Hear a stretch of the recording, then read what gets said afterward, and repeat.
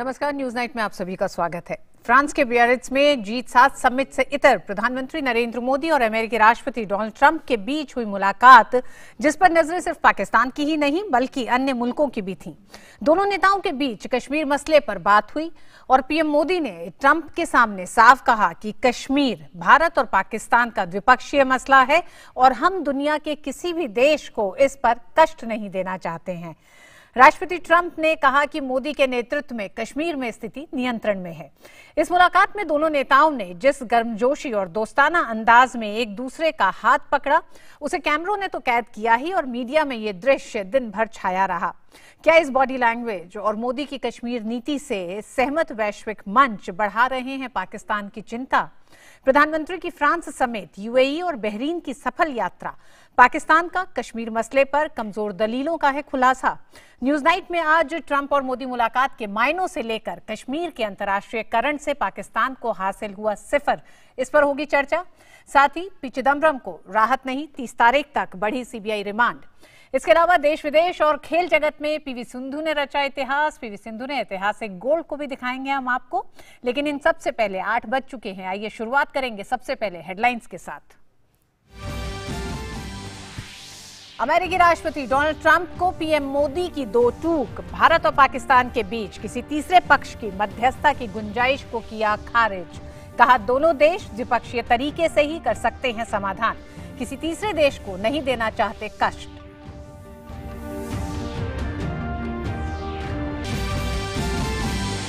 G7 की बैठक में पीएम मोदी ने 2 सत्रों को किया संबोधित। जैव विविधता, सागर, जलवायु से जुड़े सत्र में एक बार इस्तेमाल में लाई जाने वाली प्लास्टिक को खत्म करने पर दिया जोर।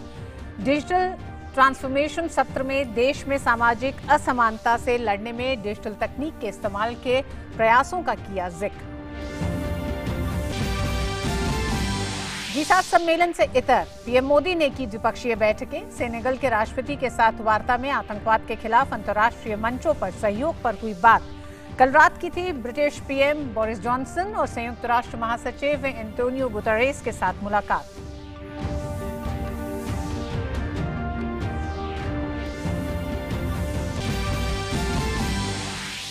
वामपंथी उग्रवाद प्रभावित राज्यों के मुख्यमंत्रियों के साथ गृहमंत्री अमित शाह ने की बैठक। कहा न्यू इंडिया में वामपंथी उग्रवाद के लिए नहीं है कोई जगह, फंडिंग को रोकने के लिए उठाए जाएंगे कड़े कदम।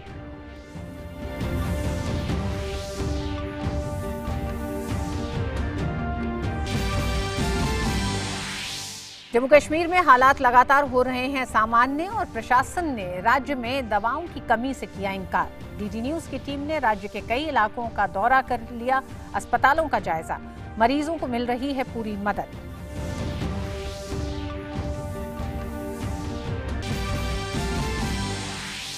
फिलहाल 30 अगस्त तक सीबीआई की हिरासत में रहेंगे कांग्रेस नेता पी चिदम्बरम। दिल्ली की अदालत ने 4 दिन के लिए और बढ़ाई हिरासत की अवधि। सुप्रीम कोर्ट में ईडी के मनी लॉन्ड्रिंग मामले में चिदम्बरम की गिरफ्तारी से जुड़ी याचिका पर कल भी होगी सुनवाई।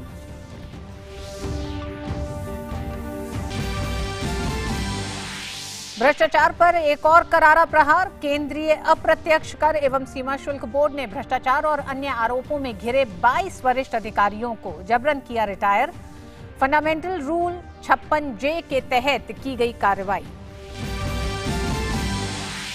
पूर्व वित्त मंत्री स्वर्गीय अरुण जेटली की अस्थियां हरिद्वार में हर की पौड़ी पर गंगा में प्रभावित।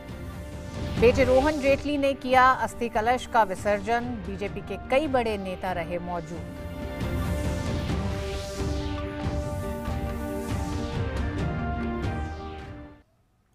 प्रधानमंत्री नरेंद्र मोदी ने आज अंतर्राष्ट्रीय मंच पर एक बार फिर जम्मू कश्मीर पर भारत की स्थिति को मजबूती के साथ रखा और स्पष्ट किया कि इस बारे में किसी भी तीसरे पक्ष की भूमिका का कोई सवाल ही नहीं है। अमेरिकी राष्ट्रपति डोनाल्ड ट्रंप के साथ द्विपक्षीय बातचीत के दौरान प्रधानमंत्री मोदी ने कहा कि भारत और पाकिस्तान के सामने कई बड़ी चुनौतियां हैं जिनका वे मिलकर सामना कर सकते हैं।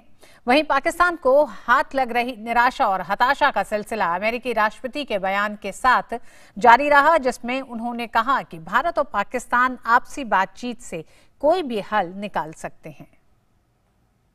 भारत और पाकिस्तान के सारे इश्यूज बायलैटरल है और इसलिए हम दुनिया के किसी भी देश को इनके लिए कष्ट नहीं देते हैं। अंतर्राष्ट्रीय मंच पर प्रधानमंत्री नरेंद्र मोदी की दो टूक। भारत और पाकिस्तान के बीच सभी मुद्दे द्विपक्षीय हैं और इसमें किसी अन्य पक्ष की कोई भूमिका नहीं है।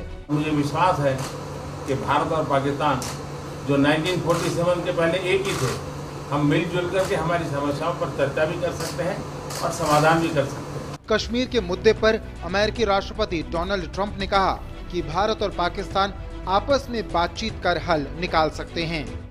Well, we spoke last night about Kashmir, and the Prime Minister really feels he has it under control. I know they speak with Pakistan, and I'm sure that they will be able to do something that will be very good. Kashmir का नाम लिए बिना प्रधानमंत्री मोदी ने स्पष्ट शब्दों में भारत का रुख एक बार फिर दोहराया। उन्होंने कहा कि दोनों देशों के समक्ष अशिक्षा, बीमारी और गरीबी जैसी कई चुनौतियां हैं जिनका भारत और पाकिस्तान मिलकर सामना कर सकते हैं। भारत और पाकिस्तान के बीच कई बायलैटरल इश्यूज हैं और पाकिस्तान के प्रधानमंत्री के चुनाव के बाद जब मैंने उनको टेलीफोन किया था तब मैंने उनसे कहा है कि पाकिस्तान को भी गरीबी के खिलाफ लड़ना है, भारत को भी गरीबी के खिलाफ लड़ना है, पाकिस्तान को भी अशिक्षा के खिलाफ लड़ना है, भारत को भी अशिक्षा के खिलाफ लड़ना है, पाकिस्तान को भी बीमारी के खिलाफ लड़ना है, भारत को भी बीमारी के खिलाफ लड़ना है। हम दोनों देश मिलकर के गरीबी के खिलाफ लड़े, हमारी असुविधाओं के खिलाफ लड़े और हम मिलकर के दोनों देश की आवाम की भलाई के लिए काम करें।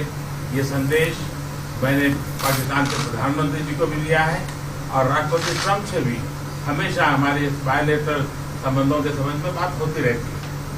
अनुच्छेद 370 के तहत जम्मू कश्मीर का विशेष दर्जा खत्म किए जाने के बाद दोनों नेताओं के बीच ये पहली द्विपक्षीय बैठक थी। पिछले दिनों राष्ट्रपति ट्रंप ने जम्मू कश्मीर के मुद्दे पर मध्यस्थता करने संबंधी बयान दिया था। हालांकि ट्रंप प्रशासन ने हमेशा माना है कि जम्मू कश्मीर द्विपक्षीय मुद्दा है। अमेरिकी राष्ट्रपति की प्रतिक्रिया फ्रांस के राष्ट्रपति इमैनुअल मैक्रों के उस बयान के 2 दिन बाद आई है जिसमें उन्होंने कहा था कि वे पाकिस्तान के प्रधानमंत्री इमरान खान से बात करेंगे और उनसे कहेंगे कि वे तीसरे पक्ष की मध्यस्थता की राह पर जाने के बजाय आपसी बातचीत का रास्ता अपनाएं। पाकिस्तान ने जम्मू कश्मीर के मुद्दे को कई बार संयुक्त राष्ट्र सुरक्षा परिषद में भी उठाने की कोशिश की और इस पर विशेष बैठक की मांग की। हालांकि इन कोशिशों में भी पाकिस्तान नाकाम रहा और यूएन में इस मुद्दे पर सिर्फ बंद दरवाजों के भीतर ही चर्चा हुई। इस बैठक में भी ब्रिटेन, फ्रांस, रूस और अमेरिका ने भारत और पाकिस्तान के बीच द्विपक्षीय वार्ता का समर्थन किया। चीन ऐसा इकलौता देश रहा जिसने पाकिस्तान की हाँ में हाँ मिलाई। भारत ने स्पष्ट किया है कि पाकिस्तान के साथ बातचीत की सिर्फ एक शर्त है, आतंकवाद को शोए और आतंकी फंडिंग पर रोक। No democracy will acknowledge or accept talks when terror thrives. Stop terror to start talks. Kashmir के मुद्दे पर पाकिस्तान को चारों तरफ से हताशा हाथ लग रही है और उसका नकारात्मक एजेंडा अंतर्राष्ट्रीय मंच पर भी औंधे मुंह गिर रहा है। ऐसे में देखना ये होगा कि पाकिस्तान हकीकत से रूबरू होने को कितना तैयार है और तैयार है भी या नहीं। बियारित्ज से सुधीर यादव के साथ आरेंद्र प्रताप सिंह की रिपोर्ट, डीडी न्यूज। और G7 शिखर सम्मेलन में हिस्सा लेने के साथ साथ प्रधानमंत्री नरेंद्र मोदी ने बियारित्ज में कई अन्य प्रमुख बैठकें की। प्रधानमंत्री ने अमेरिकी राष्ट्रपति डोनाल्ड ट्रंप, ब्रिटेन के प्रधानमंत्री बोरिस जॉनसन, संयुक्त राष्ट्र महासचिव समेत कई वैश्विक नेताओं से मुलाकात की। इस दौरान तमाम वैश्विक मुद्दों समेत इन देशों के साथ भारत के द्विपक्षीय संबंधों पर चर्चा हुई। फ्रांस के बियारित्ज में आयोजित G7 से इतर प्रधानमंत्री नरेंद्र मोदी ने कई महत्वपूर्ण द्विपक्षीय बैठकें की, लेकिन सबकी नजरें थी पीएम मोदी और अमेरिकी राष्ट्रपति डोनाल्ड ट्रंप की मुलाकात पर। मुलाकात को लेकर ट्रंप ने ट्वीट किया। फ्रांस के बियारित्ज में G7 सम्मेलन के दौरान अपने खास दोस्त भारतीय प्रधानमंत्री नरेंद्र मोदी से मुलाकात की। We've had a lot of achievements. We have an achievement with Prime Minister Modi because we're doing great trade. We're doing a lot of trade with India. That's an achievement. इस अहम मुलाकात को लेकर पीएम मोदी ने भी tweet किया। Donald Trump के साथ बैठक शानदार रही। हम दोनों के बीच सार्थक वार्ता हुई। हम जल्द ही आपसी लाभ के लिए व्यापार के मुद्दों पर सहमति बनाएंगे। उम्मीद है दुनिया के दो बड़े लोकतंत्र अपने लोगों की भलाई और दुनिया में शांति स्थिरता के लिए मिलकर काम करेंगे। दोनों नेताओं की मुलाकात में व्यापार और ऊर्जा आयात पर विस्तार से चर्चा हुई। अब भारतीय कंपनियां अमेरिका से ऊर्जा आयात करेंगी। Prime Minister spoke of the importance of energy imports from the United States. He referred to the fact that $4 billion worth of imports were already in the pipeline and that we expected to step it up. As you know, Prime Minister will be visiting the United States next month, and in that context, he is going to have a roundtable with the top CEOs of energy companies. प्रधानमंत्री नरेंद्र मोदी ने British PM Boris Johnson से द्विपक्षीय मुलाकात की। Britain में सत्ता संभालने के बाद बोरिस जॉनसन और पीएम मोदी के बीच ये पहली मुलाकात थी। इस अहम मुलाकात के दौरान ब्रिटिश पीएम ने जलवायु परिवर्तन पर प्रधानमंत्री मोदी के नेतृत्व की तारीफ की। प्रधानमंत्री नरेंद्र मोदी ने उनको बापू की 150वीं जयंती के मौके पर पूरे देश में प्लास्टिक के खिलाफ एक नए जन आंदोलन की नींव के बारे में जानकारी दी। पीएम मोदी ने मुलाकात के दौरान कहा कि ब्रिटेन में इस बदलाव के वक्त में भारत उसके साथ खड़ा है। दोनों देशों के व्यापार और निवेश के माहौल पर भी चर्चा हुई। Prime Minister of the United Kingdom, Mr. Boris Johnson, specifically spoke about the need to develop the partnership between the two countries, and he understood that it is important for access to be given for talented Indians to the United Kingdom. प्रधानमंत्री नरेंद्र मोदी और संयुक्त राष्ट्र महासचिव Antonio Guterres के बीच रविवार को परस्पर हित के विभिन्न विषयों पर सार्थक चर्चा हुई। संयुक्त राष्ट्र में क्लाइमेट एक्शन समिट में भारत की भागीदारी और आपसी हित के मुद्दों पर विचारों का आदान प्रदान हुआ। दोनों नेताओं के बीच ये मुलाकात जम्मू कश्मीर का विशेष दर्जा खत्म करने और राज्य को 2 केंद्र शासित प्रदेशों में बांटने के भारत सरकार के फैसले की पृष्ठभूमि में हुई है। Essentially, Prime Minister has laid out our basic position on the internal matter that Article 370 is under the Constitution, on the fact that on the international front, no step has been taken by India in any way or form to threaten regional peace and stability, on the fact that normalcy is returning to the state of Jammu and Kashmir. The UN Secretary General's primary aim of calling on PM was the climate change summit. That is his priority. Prime Minister has said we will stand by him on this. प्रधानमंत्री नरेंद्र मोदी ने सोमवार को Senegal के राष्ट्रपति मैकी sol के साथ व्यापक बातचीत की और दोनों नेताओं ने आतंकवाद से मुकाबले में सहयोग समेत विभिन्न क्षेत्रों में द्विपक्षीय संबंधों को मजबूत करने की दिशा में बातचीत की। दक्षिण पश्चिम फ्रांस के इस शहर में G7 शिखर सम्मेलन से इतर मोदी ने सॉल से मुलाकात की और अफ्रीका के अहम सहयोगी के साथ संबंध मजबूत करने पर जोर दिया। बियारित्ज से आरेंद्र प्रताप सिंह की रिपोर्ट, DD न्यूज। प्रधानमंत्री नरेंद्र मोदी अपने 3 देशों की यात्रा फ्रांस, UAE और बहरीन की यात्रा के बाद स्वदेश लौट रहे हैं और कल सुबह तड़के वो दिल्ली पहुंचेंगे। इन तीनों देशों की यात्रा या यूं कहे G7 के अंतर्राष्ट्रीय मंच पर तमाम नेताओं से मुलाकात उनकी भारत में जम्मू कश्मीर पर लिए बड़े फैसले के बाद ये पहली मुलाकात थी। यानी कि इस मुलाकात से बहुतों की नजरें थी, बहुत सारी चीजें तय होनी थी। इस पर विस्तार से बात करेंगे, लेकिन एक नजर डालते हैं ये 3 देशों की यात्रा में और खासकर G7 की अगर बात करें तो G7 के सम्मेलन की द्विपक्षीय बैठकें हुई। उन द्विपक्षीय बैठकों में कौन सी महत्वपूर्ण बैठकें रही, साथ ही 2 सत्रों को संबोधित भी किया प्रधानमंत्री ने। सबसे पहले नजर डालेंगे, यूं तो कई द्विपक्षीय मुलाकातें हुई, लेकिन आज दिन भर से राष्ट्रपति डोनाल्ड ट्रंप के साथ जो प्रधानमंत्री नरेंद्र मोदी की मुलाकात हुई, इसने सबसे ज्यादा सुर्खियां अभी तक बटोरी हैं। तमाम मसलों पर इस मुलाकात में बातचीत हुई। कश्मीर मुद्दे पर भारत और पाकिस्तान के बीच किसी तीसरे पक्ष की मध्यस्थता की गुंजाइश नहीं, प्रधानमंत्री नरेंद्र मोदी ने बहुत साफ कहा। साथ ही साथ उन्होंने ये भी कहा, इस मसले के साथ उन्होंने कहा कि दोनों देश द्विपक्षीय रूप से सभी मुद्दों पर चर्चा कर समाधान कर सकते हैं और हम किसी तीसरे देश को कष्ट नहीं देना चाहते हैं। शब्दों का बड़ा बेहतरीन चुनाव रहा प्रधानमंत्री नरेंद्र मोदी का। पीएम मोदी ने बीती रात कश्मीर के बारे में बात की और उन्हें लगता है कि भारत और पाकिस्तान इसका समाधान कर सकते हैं।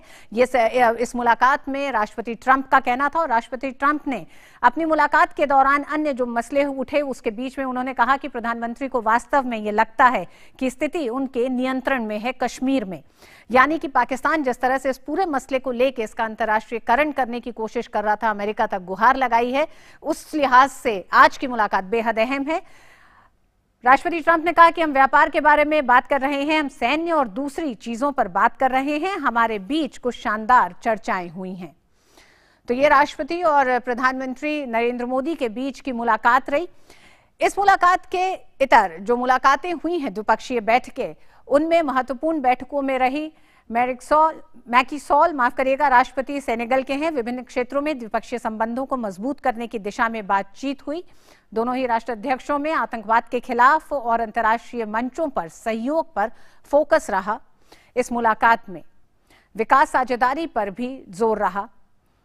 सेनेगल के राष्ट्रपति और प्रधानमंत्री मोदी के बीच जो मुलाकात हुई, इसके अलावा जो मुलाकातें हुई हैं उसमें अहम रही है एंटोनियो गुतेरेस संयुक्त राष्ट्र महासचिव, उनके बीच में जो मुलाकात हुई प्रधानमंत्री नरेंद्र मोदी की विभिन्न विषयों पर सार्थक चर्चा हुई है। साथ ही साथ संयुक्त राष्ट्र में क्लाइमेट एक्शन समिट में भारत की भागीदारी पर भी बात हुई और संयुक्त राष्ट्र महासचिव से भी मुलाकात बेहद अहम मानी जा रही है। आपसी हित के मुद्दों पर विचारों का आदान प्रदान हुआ दोनों के बीच में। इसके अलावा क्योंकि ये सारे वो नेता रहे हैं जिन नेताओं से पाकिस्तान ने अलग अलग तरीके से इन मंचों पर गुहार भी लगाई थी कश्मीर के मसले को लेकर। वहीं अगली मुलाकात रही पीएम मोदी की बोरिस जॉनसन से, प्रधानमंत्री ब्रिटेन के जो हैं, और ब्रिटेन के प्रधानमंत्री होने के बाद बोरिस जॉनसन से ये पहली मुलाकात प्रधानमंत्री मोदी की थी। इस मुलाकात में व्यापार, निवेश, रक्षा, सुरक्षा जैसे अन्य महत्वपूर्ण क्षेत्रों में द्विपक्षीय सहयोग प्रगाढ़ करने के तरीकों पर चर्चा हुई। साथ ही साथ विज्ञान और प्रौद्योगिकी, शिक्षा के क्षेत्र में द्विपक्षीय संबंधों को और प्रगाढ़ करने पर भी आपस में बातचीत हुई। भारत ब्रिटेन संबंधों को प्रगाढ़ करने पर दोनों का जोर रहा और इस दिशा में भी बातचीत हुई। G7 सम्मेलन में पीएम का पर्यावरण संरक्षण पर जोर रहा। 2 सत्रों को उन्होंने संबोधित किया। इसमें जैव विविधता, सागर जलवायु सत्र पर उन्होंने संबोधित किया और भारत के पक्ष को एक बार फिर पुरजोर तरीके से रखा। सतत भविष्य के लिए एक बार इस्तेमाल में लाई जाने वाली प्लास्टिक को खत्म करने पर जोर दिया। 2 सत्रों को संबोधित किया है प्रधानमंत्री ने और पर्यावरण से जुड़े सत्र में जल संरक्षण पर प्रधानमंत्री का जोर रहा। जिस तरह से प्रधानमंत्री ने सत्ता में दोबारा आते ही इसको प्राथमिकता दी है, सौर ऊर्जा के दोहन और पेड़ पौधे एवं जीव जंतुओं के संरक्षण की दिशा में भारत के व्यापक प्रयासों का इस मंच पर उन्होंने पुरजोर तरीके से जिक्र किया। वैश्विक चुनौतियों से निपटने के लिए भारत की प्रतिबद्धताओं को एक बार फिर वैश्विक मंच पर प्रधानमंत्री ने न सिर्फ दोहराया बल्कि ये भी कहा कि किस तरह से उनकी सरकार इन मसलों पर आगे बढ़ रही है। घटती जैव विविधता, जलवायु परिवर्तन, जल संकट और समुद्री प्रदूषण की समस्या के हल की दिशा में भारत के योगदान का जिक्र किया। तो ये वो सत्र था जिसे पहले संबोधित किया प्रधानमंत्री नरेंद्र मोदी ने। इसके अलावा डिजिटल ट्रांसफॉर्मेशन सत्र को भी प्रधानमंत्री मोदी ने संबोधित किया और अपने इस संबोधन में प्रधानमंत्री ने कहा कि भारत में हो रहे डिजिटल बदलावों का जिक्र किया, उसकी जानकारी इस मंच पर दी उन्होंने। देश में सामाजिक असमानता से लड़ने में डिजिटल तकनीक के इस्तेमाल के प्रयासों का जिक्र किया।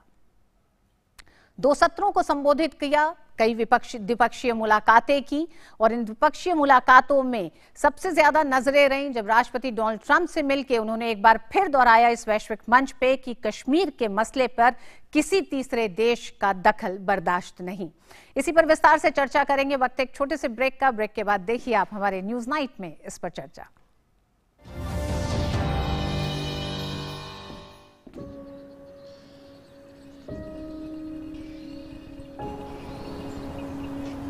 चौंतीस साल हो गए आंगनवाड़ी कार्यकर्ता के तौर पर यहाँ का हर बच्चा मेरी आंखों के सामने ही पला बढ़ा है।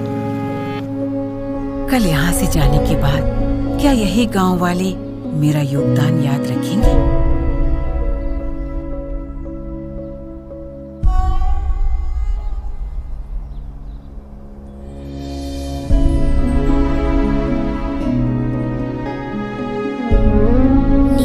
मेरा वजन लेने के लिए और मुझे कुपोषण से बचाने के लिए थैंक यू।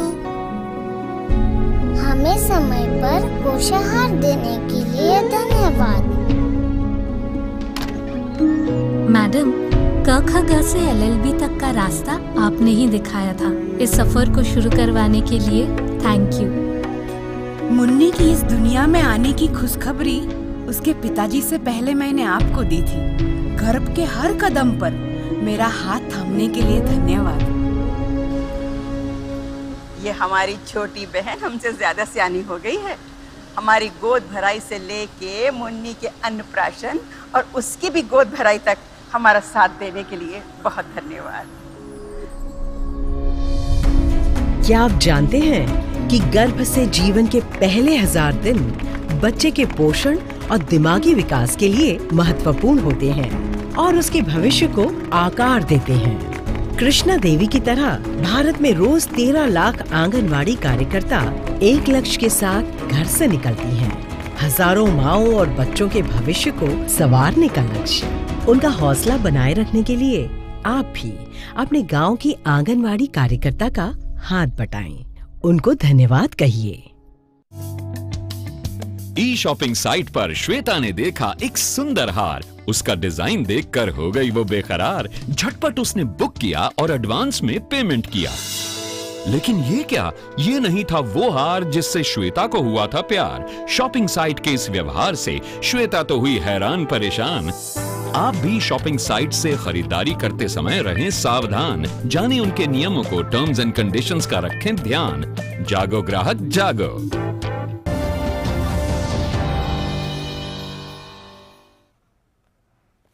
न्यूज नाइट में एक बार फिर आप सभी का स्वागत है। आज हम बात कर रहे हैं जिस तरह से प्रधानमंत्री नरेंद्र मोदी और राष्ट्रपति ट्रंप की मुलाकात हुई है फ्रांस के बियारित्ज में G7 के समिट से इतर ये मुलाकात रही, बेहद अहम मुलाकात रही। और आज का हमारा चर्चा का विषय भी यही है कि भारत पाकिस्तान में तीसरे पक्ष का दखल नहीं।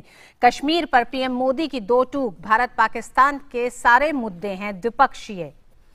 और इस पर चर्चा करने के लिए हमारे साथ स्टूडियो में मौजूद हैं नीरज श्रीवास्तव साहब हैं, पूर्व राजदूत रहे हैं भारत के अमेरिका में। नीरज साहब आपका बहुत बहुत स्वागत है। हमारे साथ professor Harshvardhan Pant distinguished fellow हैं ORF। हर्षवर्धन साहब आपका भी बहुत बहुत स्वागत है। और हमारे साथ फ्रांस से जुड़ रहे हैं हमारे संवाददाता अरेंद्र प्रताप सिंह। अरेंद्र, आपका भी स्वागत है। सबसे पहले अरेंद्र, आपसे ही जानना चाहेंगे कि किस तरह से आपको लगता है कई द्विपक्षीय मुलाकातें आज हुई हैं, बेहद अहम रही। राष्ट्रपति ट्रंप के साथ जो मुलाकात रही, एक बहुत साफ संदेश ऐसे वैश्विक मंच पर जहां तमाम नेता मौजूद थे जम्मू कश्मीर के मसले के बाद। किस तरह से देखते हैं G7 के पूरे समिट के दौरान प्रधानमंत्री नरेंद्र मोदी की भागीदारी को?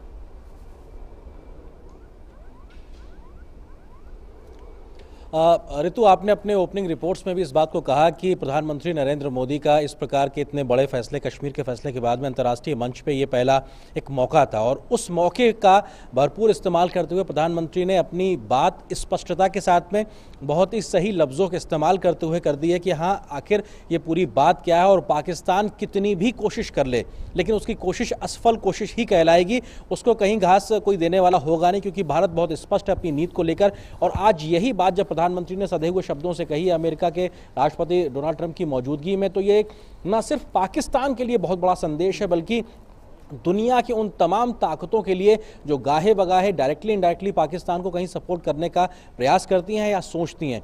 पाकिस्तान ने बहुत से मंचों पे ये कोशिश की कि इस प्रकार की वो कोशिश करें कि उनको समर्थन मिलता नजर आए, लेकिन भारत के कूटनीतिक प्रयासों का ही यह नतीजा है कि पाकिस्तान अभी तक वर्ल्ड कम्युनिटी में आइसोलेट होता रहा है और अभी भी वो उसी स्थिति में है कि जहाँ पे कोई भी पाकिस्तान की इस प्रकार की कारगुजारियों के साथ में कंधे से कंधा मिलाकर खड़ा होना नहीं चाहता है। ये बहुत स्पष्ट है, बहुत सीधी सी बात है। जो हमने बात एक तरीके से भारत ने बात अपनी दिल्ली में बैठ के कही है, प्रधानमंत्री नरेंद्र मोदी ने संसद से जो बात कही थी वही बात आज अंतर्राष्ट्रीय मंच से मौजूदगी में प्रधानमंत्री नरेंद्र मोदी ने कही है। तो इसका मायने ये है कि हम अपनी नीति में स्पष्ट हैं।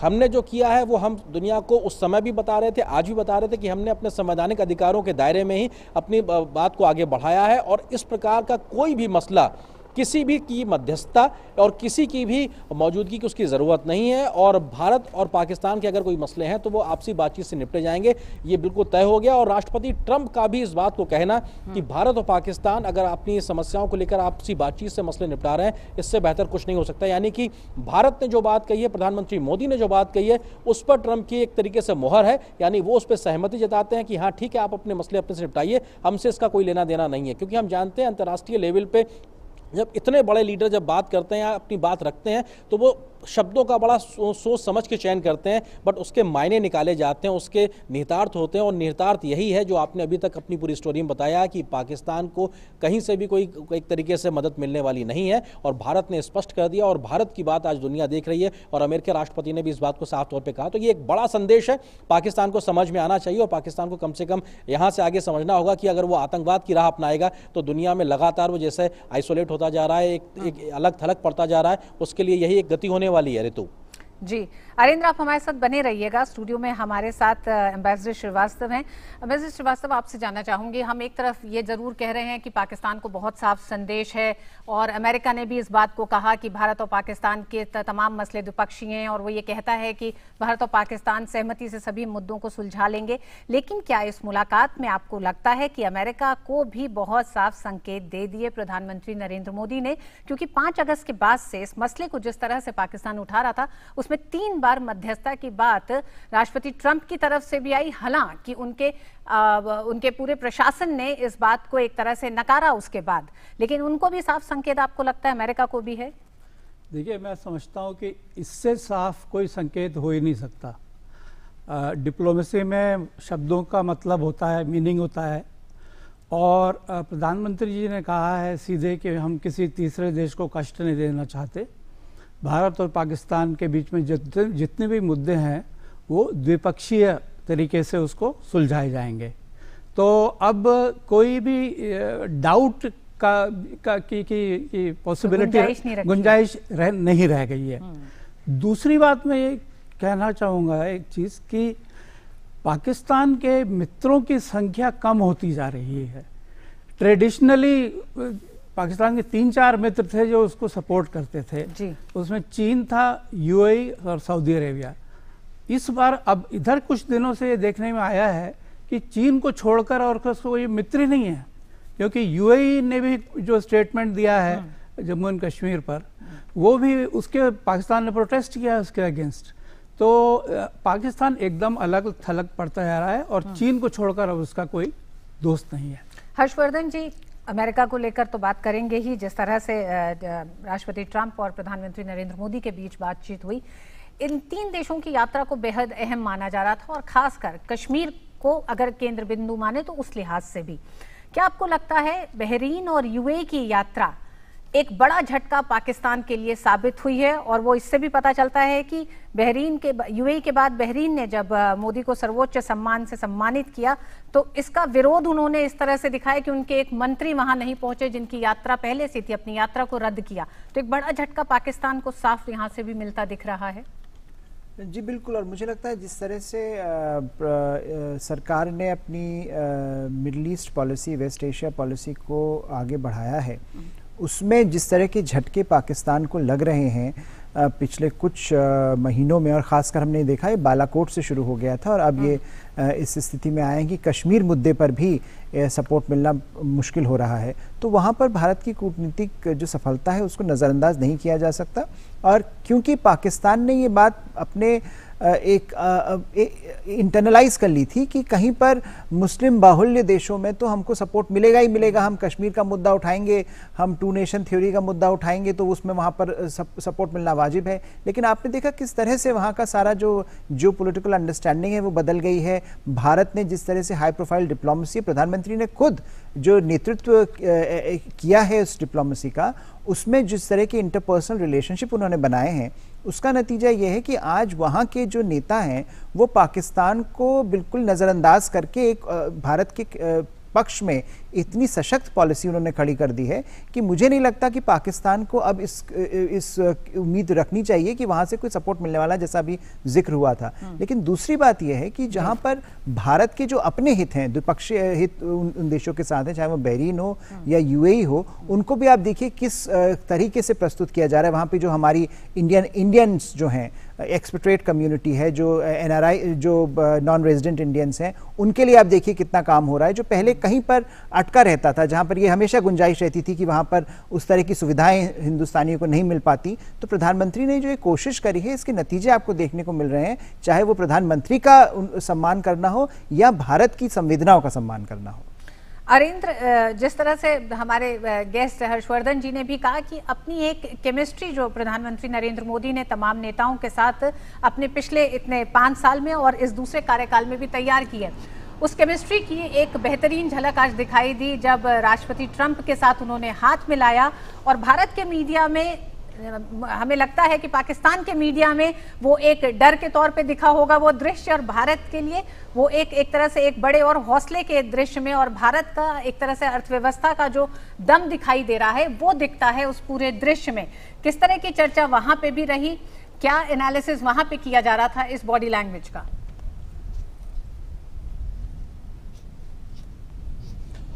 ऋतु, इसमें कोई दो राय नहीं कि डिप्लोमेसी के लेवल में बॉडी लैंग्वेज और आपसी केमिस्ट्री बहुत मायने रखती है कि आप कैसे शेक हैंड करते हैं, कैसे एक दूसरे को ग्रीट करते हैं और किस तरीके से आप एक दूसरे के प्रति आगे बढ़ते हुए अभिवादन करते हैं और किस तरह से आप एक दूसरे को विदाई देते हैं। ये एक एक जो पल होता है, एक एक मूवमेंट होता है, जो एक एक जेस्चर होता है, ये बहुत मायने रखता है। और ये बहुत बेहतरी से आपके साथ जो मेहमान है वो बता पाएंगे, मिस्टर श्रीवास्तव बता पाएंगे कि आखिर इसके मायने क्या होते हैं। लेकिन आप एक चीज़ समझिए, आपने कहा ना यहाँ एनालिसिस क्या हो रहा है। एनालिसिस ये हो रहा है कि अगर बीते समय में 3 बार डोनाल्ड ट्रंप की ओर से इस प्रकार की बात सामने रखी गई, भले ही अमेरिका ने खुद उसको खारिज किया और भारत ने स्पष्ट किया कि आपके द्वारा हमें किसी प्रकार की इस प्रकार की मध्यस्थता की जरूरत नहीं है, बावजूद उसके आज भारत के स्टैंड के साथ में अमेरिका खड़ा नजर आ रहा है। यानी कि बीते कुछ दिनों में ही एक यू टर्न सा नजर अगर आ रहा है तो ये एक भारत की डिप्लोमेसी का एक अपने आप में एक सफलता का एक बड़ा उदाहरण सा है। अगर उन्होंने चाहे अनचाहे इस बात को रखा था डोनाल्ड ट्रंप ने बीते दिनों में कि वो ऐसा करना चाहते हैं या इस प्रकार की वो कोशिश करना चाहते हैं, लेकिन उन्होंने आज एक तरीके से भारत की बात पर सीधे तौर पर मोहर लगा ली है।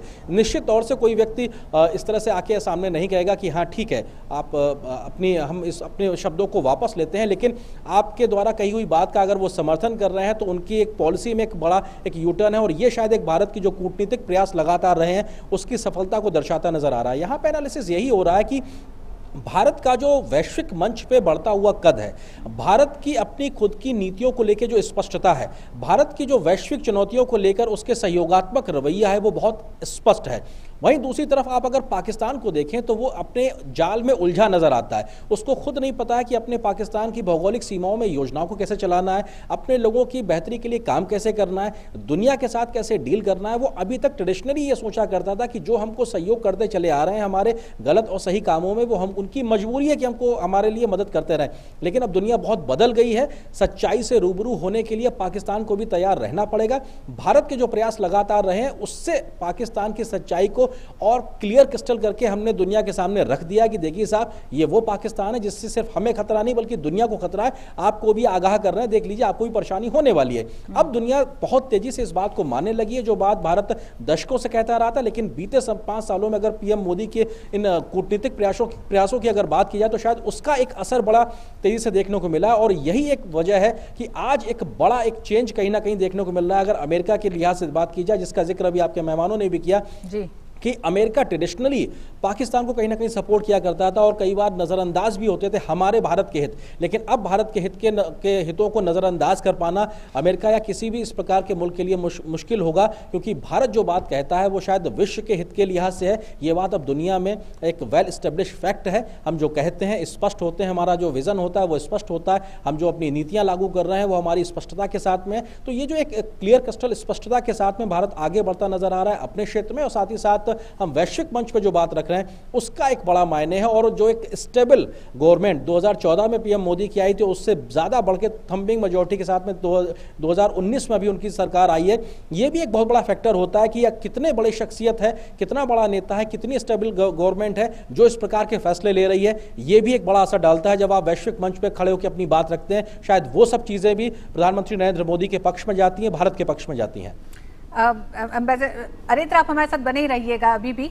अम्बेडकर श्रीवास्तव, क्या आपको लगता है जिस तरह से अरिंद्र भी कह रहे थे, डिप्लोमेसी यानी कूटनीति में body language, chemistry, personal chemistry, इन सब का बड़ी अहमियत होती है, लेकिन जिस तरह से आज प्रधानमंत्री मोदी ने एक गर्मजोशी के साथ, एक अलग अंदाज के साथ जब राष्ट्रपति ट्रंप के साथ हाथ मिलाया, क्या वो एक मजबूत भारत का प्रतिनिधित्व करते हुए प्रधानमंत्री साफ दिखाई दे रहे थे? क्या आप बदलाव देखते हैं पिछले 5 साल में और इस बार की इस मुलाकात में? हाँ रितु जी, देखिए डिप्लोमेसी में एक प्रिंसिपल बहुत अहम होता है, और वो प्रिंसिपल ये होता है कि कोई भी देश जो डिप्लोमेसी करता है उसके पीछे उसकी अंदरूनी ताकत जो है वो मजबूत रहनी चाहिए, और उसमें आर्थिक ताकत सबसे इम्पोर्टेंट होती है, फिर सैनिक ताकत और सब तरह की चीज़। तो कोई अगर देश अंदर से वीक है और बाहर जाके पावरफुल एक्ट करने की कोशिश कर रहा है तो वो फेल हो जाएगा। आज जो भारत की प्रतिष्ठा बढ़ी हुई पूरी दुनिया में आप देखती हैं वो इस वजह से है कि दुनिया को ये समझ में आ गया है कि ये बड़ा देश है, इसकी अंदरूनी ताकत काफ़ी बड़ी है और ये बढ़ती हुई ताकत है, ये अभी शुरू हुआ है बढ़ना और बढ़ेगी ये ताकत। तो वही चीज़ आप देखेंगे कि जो बॉडी लैंग्वेज प्रधानमंत्री जी और ट्रंप के मीटिंग में जो हुआ, जिस तरह से गर्मजोशी से वो हाथ मिला रहे थे, तो वही बॉडी लैंग्वेज, उसका मतलब ये होता है कि ट्रंप को पता है, राष्ट्रपति ट्रंप को, कि ये एक उभरते हुए बड़े मजबूत ताकत के प्रधानमंत्री हैं और उनको इसी तरीके के रिस्पेक्ट के साथ और लिहाज के साथ उनको जो है उनसे मिलना चाहिए, उनको ट्रीट करना चाहिए। तो ये सब चीज़ें अंत में आ जाती हैं अंदरूनी ताकत पर। और आज आप जो देखिए आर्टिकल 370 का जो 5 अगस्त को जो हुआ अमेंडमेंट, उसके बाद एक्चुअली कई लोगों को, मैं खुद भी था उसमें, कई लोगों को इस बात से एकदम वो अचंभा उनको हो गया कि पाकिस्तान के पास चीन को छोड़ के कोई देश ही नहीं था। यहाँ तक कि सऊदी अरेबिया और यूएई जो कि हमेशा से उसके साथ थे, उन लोगों ने भी उसका साथ नहीं दिया। और इसकी खींच आपको दिखाई दे रही है, वो जो पाकिस्तान का रिएक्शन है बहरीन के अवार्ड देने में। बिल्कुल बिल्कुल। तो आज की ये मीटिंग प्रधानमंत्री जी की और राष्ट्रपति ट्रंप की, ये बहुत ही सक्सेसफुल मीटिंग है हर लिहाज से, बॉडी लैंग्वेज के लिहाज से, जो कुछ वहाँ कहा गया उसके लिहाज से, और जो उनके डिस्कशंस हुए होंगे जो कि इसके बारे में फॉरेन सेक्रेटरी ने कहा कई मुद्दों पर, उसके लिहाज से। जी, आपसी हितों के तमाम मसलों पर भी बातचीत हुई है। हर्षवर्धन जी, 5 अगस्त के बाद से लगातार पाकिस्तान की ये कोशिश रही और खासकर इमरान खान की ये कोशिश रही तमाम मंचों पर। जी अरेंद्र, आप अपनी बात रखें, जी कहें। रितु, मुझे कहीं मूव करना है, मैं सिर्फ एक बात रखना चाहता हूं, उसके बाद मैं आपसे अनुमति लूंगा, मुझे कहीं मूव करना है। जो बात अभी एम्बेसडर श्रीवास्तव कह रहे थे कि ये कितना महत्वपूर्ण होता है, उसमें मैं सिर्फ ये जोड़ना चाहूंगा, भारत को G7 के मंच पे बुलाया जाना, ये बढ़ती हुई भारत की ताकत को बताता है। दुनिया की 7 बड़ी आर्थिक महाशक्तियां जब मिलती हैं तो उस मंच पे जब वो आपस में बैठ के दुनिया की समस्याओं की चुनौतियों का सामना करने के लिए एक प्रयास करते हुए नजर आते हैं, तो ऐसे में वो भारत को बुलाते हैं। भारत को बुलाना, प्रधानमंत्री नरेंद्र मोदी को विशेष सदस्य के तौर पे आमंत्रित करना, ये भारत की बढ़ती हुई ताकत को बताता है, पीएम मोदी की बढ़ते हुए एज ए ग्लोबल लीडर की शख्सियत को बताता है। और शायद ये एक बड़ा जवाब है पाकिस्तान की उन कारगुजारियों के लिए भी कि आज पाकिस्तान और उनके हुक्मरान कहाँ खड़े हैं और भारत के जो हुक्मरान हैं वो किस ऊंचे पायदान पे खड़े हैं। मुझे इतनी ही बात इसमें जोड़नी थी और मैं फिलहाल आपसे अनुमति चाहूंगा, मुझे कुछ मूव करना है यहाँ से। बहुत बहुत शुक्रिया अरेंद्र इस विस्तार से बात करने के लिए और लगातार फ्रांस से जो अपडेट आ रहा था वो हम तक भी पहुंचाने के लिए बहुत बहुत शुक्रिया अरेंद्र। और हमारे साथ 2 मेहमान स्टूडियो में मौजूद हैं। हमारे साथ नीरज श्रीवास्तव साहब हैं, पूर्व राजदूत हैं, अमेरिका में रहे हैं। प्रोफेसर हर्षवर्धन पंत हैं, डिस्टिंग्विश्ड फेलो ORF। आप दोनों हमारे साथ बने हुए हैं। हर्षवर्धन, हम आपसे बात करने जा रहे थे जिस समय अरेंद्र से बात करने लग गए। मैं ये कह रही हूँ कि पाकिस्तान ने 5 अगस्त के बाद से कई ऐसी कोशिश की, कई मंचों पर पहुंचा, संयुक्त राष्ट्र में पहुंचा, तमाम खाड़ी देशों के पास पहुंचा, इस्लामिक देशों के संगठन तक पहुंचा उस मदद गुहार के लिए। लेकिन क्या आपको लगता है कि एक लोहार की 100 लोहार, एक लोहार की और 100 सुनार की, जो इस तरह का जो एक मुहावरा है, कि आपको वो दिखता है कि प्रधानमंत्री एक मंच पर पहुंचे जहां तमाम देशों से उन्होंने मुलाकात की, उस मुलाकात में बहुत साफ आतंकवाद पे तमाम देशों ने अपने समर्थन की बात की, जो कि सीधा सीधा जवाब पाकिस्तान को था। लगातार इमरान खान अपनी डोमेस्टिक पॉलिटिक्स को जिस तरह से अपने वक्तव्यों से ढकने की कोशिश कर रहे थे, गुमराह करने की कोशिश कर रहे थे, आज वो और ज्यादा बेनकाब हो गए हैं जिस तरह की बॉडी लैंग्वेज प्रधानमंत्री नरेंद्र मोदी और राष्ट्रपति ट्रंप के बीच दिखी। जी बिल्कुल, मुझे जिस तरह से पाकिस्तान ने अपनी रणनीति बनाई आर्टिकल 370 के रिवोकेशन के बाद, वो पहले ही दिन से फ्लॉप थी और वो पहले ही दिन से फ्लैट हो रही थी। और इसका नतीजा आप देखिए कि जिस तरह से उनके स्टेटमेंट्स अभी भी आ रहे हैं, जिस तरह की ट्वीट्स वो करते हैं, जिस तरह के शब्दों का इस्तेमाल वो कर रहे हैं और जिस तरह से अपनी खींच दूसरे देशों के प्रति वो दिखा रहे हैं, उसका ये कहा कि खाड़ी देशों के अपने स्वार्थ हैं जिसके लिए वो भारत का ये रिपीटेडली हो रहा है और उस दिन से हो रहा है क्योंकि उनको लग रहा था कि इसमें मुझे ऑटोमेटिक समर्थन जो मिलेगा वो नहीं मिला। और दूसरी चीज, जब वो इसको इंटरनेशनलाइज करने की कोशिश करने लगे और यहाँ तक कि चीन की मदद से वो ले ही गए यूएन सिक्योरिटी काउंसिल में, वहां भी वो उसको दरकिनार कर दिया गया। ना कोई फॉर्मल स्टेटमेंट आया, ना यूनाइटेड नेशन सिक्योरिटी काउंसिल ने इसमें कोई ज्यादा इंटरेस्ट दिखाया। तो उसका नतीजा यह है कि भारत अपने कद के कारण एक ऐसी स्थिति में खड़ा है जहां पर उसको इन सब बातों का जवाब देने की भी जरूरत नहीं है। आप देखिए, प्रधानमंत्री ने जो पहली स्पीच दी थी उसमें पाकिस्तान का नाम नहीं लिया था, 15 अगस्त वाली जो स्पीच थी। और अभी आप देखिए उन्होंने क्या कहा, उन्होंने कश्मीर का नाम नहीं लिया। उन्होंने कहा कि भाई हमको तो बहुत सारी समस्याएं, हमको समस्याओं को सॉल्व करना है, बायलैटरली हम देखेंगे क्या कर सकते हैं। तो वहां पर जो भारत का रवैया है वो ये है कि पाकिस्तान हमारे लिए उतना महत्वपूर्ण अब नहीं रह गया।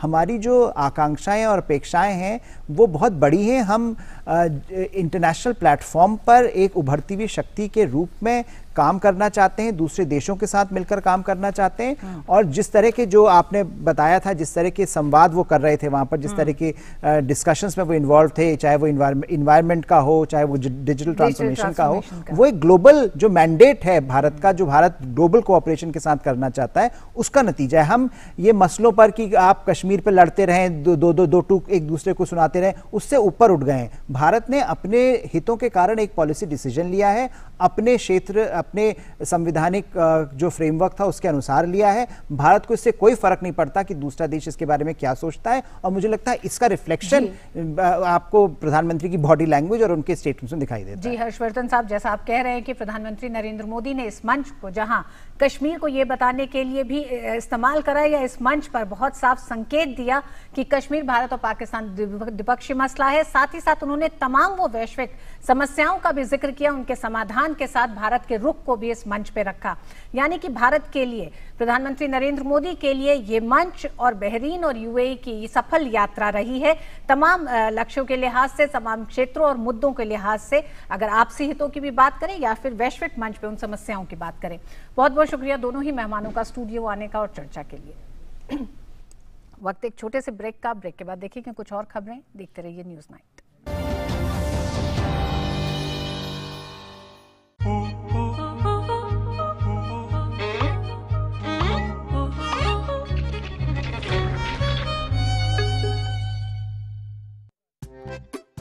हाय माँ, मैं बात करूंगी। सुनो।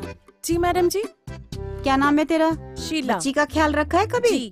कहाँ रहती है? खोली। घर में कौन कौन है? इलेक्शन कार्ड है या पैन कार्ड? माँ, ये सब कैसे होगा? वही तो मैडम जी, हमारे पास तो ये होता है। That's okay. Thank you, Sheila. अरे ऐसे कैसे भरोसा कर लिया? चोरी का या नकली आईडी भी तो हो सकता है। माँ, असली आईडी है। अच्छा, आधार? आधार तो ऑनलाइन वेरीफाई भी हो सकता है, बाकी कोई आईडी नहीं, समझी? अरे तो पहले बताना चाहिए था ना। ले शीला जी, आधार है तो भरोसा है और हमारी पहचान भी। आधार है तो अब गरीबों को भी अपनी पहचान मिली है और हमारे अपनों को मिली है सुरक्षा। तो आप भी आधार अपना लो, फायदे में रहोगे। नमस्कार बच्चन साहब, आइए आइए आइए। हम लोग डोनेशन लेने आए हैं जी। पर्यावरण के लिए। डोनेशन? जरूर जरूर। कहाँ है डोनेशन बॉक्स? ये रहा। मिल गया मैं डोनेशन। ये छोटे छोटे काम, यही तो है बड़ा दान। स्विच ऑफ हुआ यहाँ, अरे लाइफ ऑन हुई वहाँ, यहाँ बंद हुआ नल,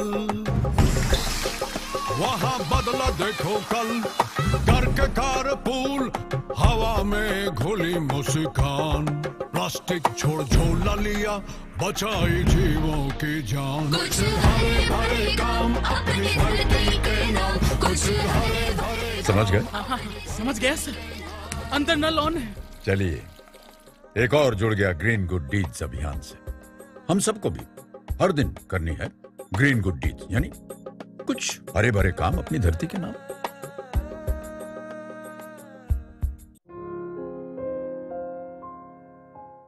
खाने पीने के बिल पे जो सर्विस चार्ज लगाते हैं, इसे चुकाना या न चुकाना ये ग्राहक की मर्जी है। जो ग्राहक से जबरदस्ती सर्विस चार्ज लगाएगा, अनफेयर ट्रेड प्रैक्टिस का वो दोषी माना जाएगा। रेस्टोरेंट द्वारा ऐसा करने पर ग्राहक कंज्यूमर फोरम यानी उपभोक्ता मंच की शरण ले सकता है। सर्विस चार्ज जरूरी नहीं, ग्राहक की मजबूरी नहीं। ग्राहक जागो।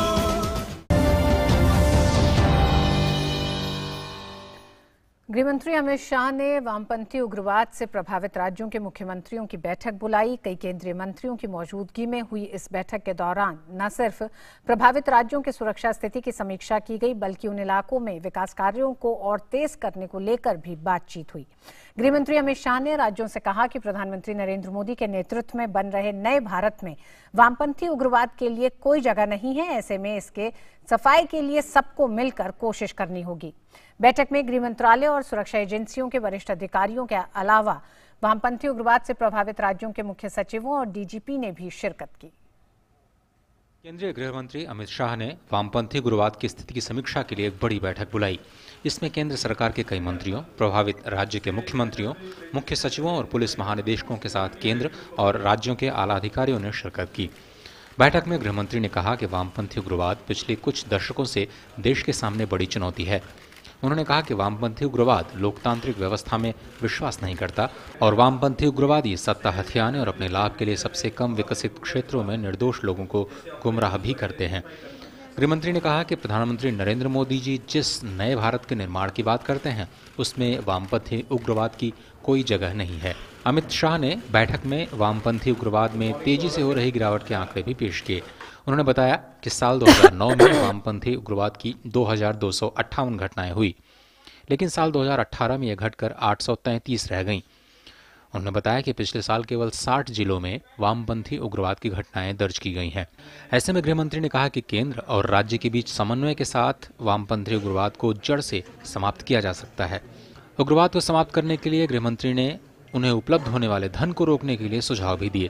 उन्होंने कहा कि इसके जरिए उनके रहने, खाने पीने, घूमने, हथियारों की खरीद और ट्रेनिंग जैसी व्यवस्थाओं को रोका जा सकता है।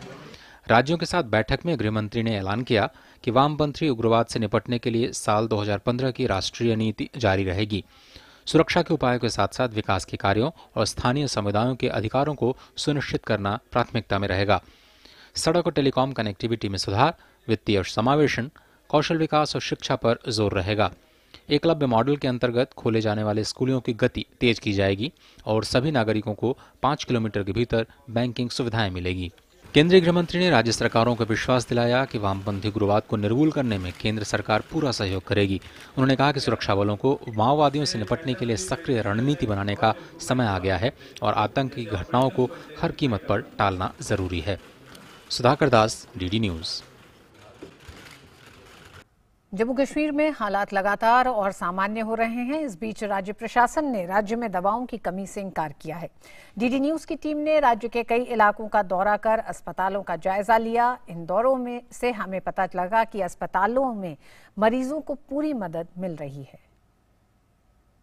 कश्मीर में अनुच्छेद 370 हटने के बाद हालात धीरे धीरे सामान्य हो रहे हैं। कश्मीर घाटी में सोमवार को लगातार 22वें दिन आम जनजीवन सामान्य रहा। शहर में निजी वाहनों की आवाजाही में सुधार हुआ है। घाटी के ज्यादातर हिस्सों में पाबंदियां हटाई जा चुकी हैं, लेकिन कानून व्यवस्था बनाए रखने के लिए सुरक्षा बलों की तैनाती जारी है। कश्मीर में ज्यादातर स्थानों पर लैंडलाइन टेलीफोन सेवाएं बहाल की जा चुकी हैं। सोमवार को स्थिति शांतिपूर्ण रही और घाटी में कहीं से भी किसी अप्रिय घटना की खबर नहीं आई। इस बीच राज्यपाल सत्यपाल मलिक ने कहा कि हालात धीरे धीरे सामान्य हो रहे हैं और अब सारा फोकस विकास कार्यों पर है। हमने 370 हटाया है और इसके बाद आप 2-3-4 दिन में देखेंगे कि हम कश्मीरी अवाम के लिए इतना काम करेंगे, ऐसे हालात कर देंगे कि आने वाले दिनों में जो परला कश्मीर है वहाँ के लोग ये कहने लगेंगे कि देखिए वो है जगह रहने की।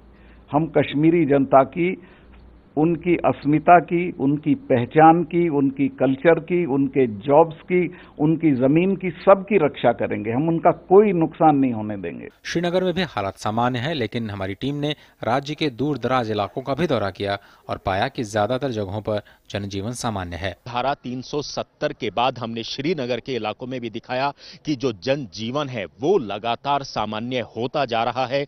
बाजार खुल रहे हैं, स्कूल खुल रहे हैं, जो बच्चे हैं वो स्कूलों में जाके अपनी शिक्षा ग्रहण कर रहे हैं। उधर जम्मू कश्मीर प्रशासन ने राज्य में दवाओं और आवश्यक वस्तुओं की किसी भी तरह की कमी से इनकार किया है। प्रशासन ने कहा कि जम्मू कश्मीर में कहीं भी दवाओं और आवश्यक वस्तुओं की कमी नहीं है और लोगों की खरीद के लिए पर्याप्त उपलब्धता है। जनरल पब्लिक से ये अपील करता हूँ कि वो ये रहे इत्मीनान में रहे कि हमारे पास इंस्टीट्यूट के पास सफिशिएंट स्टॉक्स ऑफ सप्लाईज हैं और हम अपने रिसोर्सेज को एडिकेटली यूज कर रहे हैं। हमारी टीम ने जब राज्य के कई हिस्सों के अस्पतालों का दौरा किया तो पता चला कि दवाएं पर्याप्त मात्रा में हैं और स्वास्थ्य सेवाओं में किसी तरह की कोई कमी नहीं। स्वास्थ्य सेवाओं के जरिए ही लोगों की सबसे बड़ी सेवा हो सकती है और जैसा कि हम आपको ये दृश्य दिखा रहे हैं कश्मीर का, ये वही कश्मीर है जिस कश्मीर के बारे में लोग तमाम बातें कर रहे हैं, तमाम सवाल पूछ रहे हैं, लेकिन यहाँ पर स्वास्थ्य सेवाओं के लिहाज से, मरीजों के लिहाज से जो भी अस्पताल के दरवाजे पर पहुंच रहा है उसे तुरंत और तत्काल सुविधा मिल रही है।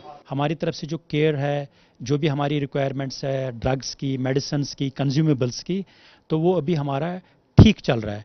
किसी जगह कोई कमी महसूस नहीं हुई। तो इवन मैं ये कहूँगा कि नेक्स्ट 10-15 दिन के लिए भी हमारे पास स्टॉक सफिशिएंट है। तो और हमारी जो लोकल डिस्ट्रीब्यूटर्स हैं वो भी काफ़ी मदद कर रहे हैं कि अगर हमें मान लीजिए कोई अप्रूव्ड डिस्ट्रीब्यूटर है वो अवेलेबल नहीं है because of lack of communication, तो जो हमारे डिस्ट्रिक्ट के अंदर लोकल डिस्ट्रीब्यूटर्स होते हैं तो हम उनके साथ राब्ता बनाए हुए हैं, तो वो हमें मदद करते हैं अपनी सप्लाईज़ को देने में। तो हमें कभी सप्लाईज़ की कमी अभी महसूस नहीं हुई। लोग भी स्वास्थ्य सेवाओं से संतुष्ट हैं और मान रहे हैं कि उन्हें सभी ज़रूरी सुविधाएं मिल रही हैं। अच्छा, बहुत अच्छा है यहाँ पे। हाँ सर, और क्या फ्री में मिलता है यहाँ पे डायलिसिस, बहुत अच्छा है यहाँ पे। यहाँ डॉक्टरों का भी रवैया अच्छा होता है, यहाँ सिस्टरों का भी अच्छा रवैया है। 3 घंटे हम डायलिसिस इसको देते हैं बहुत अच्छे से, कोई प्रॉब्लम नहीं, कुछ नहीं, यहाँ बहुत अच्छे से। वहीं बारामूला के अस्पताल में भी दवाएं पर्याप्त मात्रा में मौजूद हैं और सभी को दवाएं समय पर मिल रही हैं। हमें कोई ऐसी प्रॉब्लम नहीं हुई, हमारा फ्लो जो है यहाँ बदस्तूर बराबर रहा और हमारा जो हॉस्पिटल ऑपरेशंस हैं नॉर्मल तरीके से चले। कुल मिलाकर प्रशासन हर सुविधाएं मुहैया करा रहा है और जनजीवन सामान्य है। जम्मू कश्मीर से अनुज यादव और अजय विक्रम सिंह के साथ news night desk, DD news. तो कश्मीर के कई जिला अस्पतालों में दौरा किया डीडी न्यूज की टीम ने और ये पाया कि जम्मू कश्मीर में दवाओं की कमी नहीं है।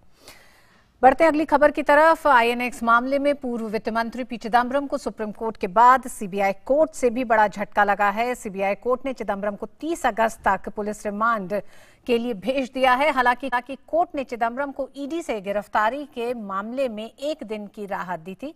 सुप्रीम कोर्ट ईडी केस की सुनवाई मंगलवार को भी करेगा। आईएनएक्स मीडिया मामले में मुश्किलों में फंसे पूर्व केंद्रीय मंत्री और कांग्रेस के दिग्गज नेता पी चिदम्बरम की मुश्किलें अभी खत्म नहीं हुई हैं। एक तरफ सुप्रीम कोर्ट ने सीबीआई की ओर से दर्ज भ्रष्टाचार मामले में पी चिदम्बरम की याचिका सुनने से इनकार कर दिया, तो वहीं नई दिल्ली स्थित राउज एवेन्यू कोर्ट की विशेष सीबीआई अदालत ने उनकी सीबीआई रिमांड और 4 दिनों के लिए बढ़ा दी। सीबीआई अब 30 अगस्त तक चिदम्बरम से पूछताछ जारी रख सकेगी। सुप्रीम कोर्ट ने अपने आदेश में कहा कि चूंकि चिदम्बरम पहले से ही सीबीआई हिरासत में है, इसलिए दिल्ली हाईकोर्ट के आदेश के खिलाफ उनकी याचिका सुनने का कोई औचित्य नहीं है।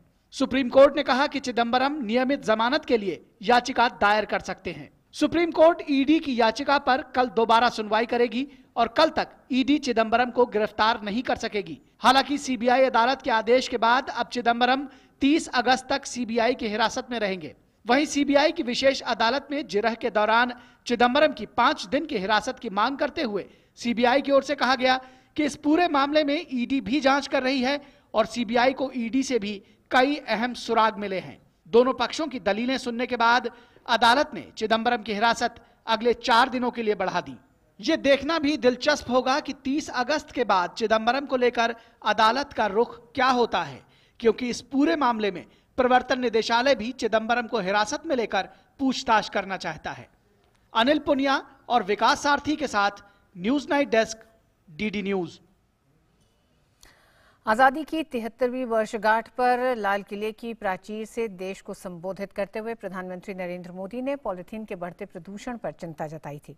इसी क्रम में केंद्रीय पशुपालन और डेयरी मंत्रालय ने दुग्ध पैकिंग में उपयोग होने वाली पॉलिथीन से पर्यावरण को होने वाले नुकसान को रोकने के लिए इसे उपभोक्ताओं से वापस एकत्रित करने की पहल शुरू की है। अभियान को जन जन तक पहुंचाने के लिए मंत्रालय द्वारा आगामी 2 अक्टूबर से राष्ट्रीय स्तर पर जागरूकता कार्यक्रम चलाया जाएगा। इस मेगा कैंपेन की योजना पर केंद्रीय पशुपालन एवं डेयरी मंत्रालय के सचिव अतुल चतुर्वेदी ने डीडी न्यूज से विस्तार से बात की। प्रधानमंत्री ने अभी 15 अगस्त को लाल किले से जो विजन दिया, जिसमें उन्होंने कहा कि हम लोग 2 अक्टूबर से प्रण लें कि किस तरह से प्लास्टिक जो सिंगल यूज़ है उसको ना यूज़ करने का प्रण बनाएं, उसके लिए एक अभियान चलाएं। तो उस अभियान की और एक हम लोगों ने एक कदम यहाँ पे रखा है। जो डेयरी यूनियंस जितनी भी हैं और जो डेयरी प्रोड्यूसर्स हैं उनको बुला के उनके साथ मैंने मीटिंग करी। उस मीटिंग में मैंने उनको एक सुझाव दिया है। वो ये कहा है कि आप लोग जो मिल्क पाउचेस जो बेचते हैं बड़े बड़े शहरों में, हमारी नालियों को चोक कर रहे हैं, हमारे वातावरण को प्रदूषित कर रहे हैं, उसको ख़त्म करने के लिए वो जो पाउचेस बेचते हैं वो कस्टमर को बोलें कि अगले दिन अगर आप पाउच लेके वापस आएंगे हमारे पास तो आपको जो दूध का दाम है उसमें आपको कुछ रियायत दी जाएगी, कुछ रिबेट दिया जाएगा। और जिस तरह से दूध की कंपनियां दूध कलेक्ट करके प्रोसेस करके कस्टमर के दरवाजे तक पहुंचाती हैं या अपने बूथ तक लेके आती हैं, वहां से कस्टमर लेके जाता है, उसी तरह से प्लास्टिक को भी कलेक्ट करने का सिस्टम बनाया जा सकता है।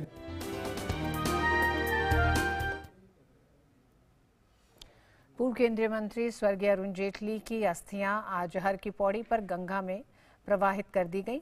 अरुण जेटली के बेटे रोहन जेटली ने कलश लेकर हरिद्वार पहुंचे, जहां पूरे विधि विधान के साथ अस्थियों को गंगा में विसर्जित किया गया। इस अवसर पर केंद्रीय मानव संसाधन मंत्री डॉक्टर रमेश पोखरियाल निशंक, मुख्यमंत्री त्रिवेंद्र सिंह रावत, बाबा रामदेव समेत स्वर्गीय अरुण जेटली के करीबी मौजूद थे।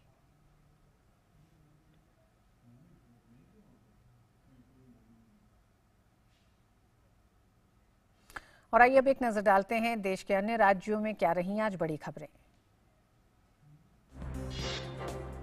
चुनाव आयोग ने जदयू को अपने चुनाव चिन्ह तीर का इस्तेमाल झारखंड और महाराष्ट्र में चुनाव में करने से रोक लगा दी है, क्योंकि ये चिन्ह झारखंड मुक्ति मोर्चा और शिवसेना के चुनाव चिन्ह धनुष और तीर से मिलता जुलता है। चुनाव आयोग ने इससे पहले जदयू को एक नियम के तहत 2 राज्यों में अपने चुनाव चिन्ह का इस्तेमाल करके चुनाव लड़ने की छूट दी थी। अब ये छूट वापस ले ली गई है। आम्रपाली मामले में घर खरीदारों की याचिका पर सुप्रीम कोर्ट ने प्रोजेक्ट पूरा करने के लिए सार्वजनिक कंपनी एनबीसीसी को 7 करोड़ 16 लाख रुपए जारी करने को कहा है। साथ ही अदालत ने आम्रपाली समूह के निदेशकों और ऑडिटर्स की फोरेंसिक जांच के लिए प्रवर्तन निदेशालय, पुलिस और भारतीय चार्टर्ड अकाउंटेंट्स संस्थान को भी आदेश दिए हैं। प्रवर्तन निदेशालय ने पंचकुला भूमि आवंटन मामले में आरोप पत्र दाखिल किया है। प्रवर्तन निदेशालय ने इस मामले में एसोसिएट्स जनरल लिमिटेड, कांग्रेस नेता मोतीलाल वोरा और हरियाणा के पूर्व मुख्यमंत्री भूपेंद्र सिंह हुड्डा को नामजद किया है। और इन्हीं खबरों के साथ आज न्यूज नाइट में बस इतना ही। डीडी न्यूज पे खबरें जारी रहेंगी। मुझे दीजिए इजाजत। नमस्कार।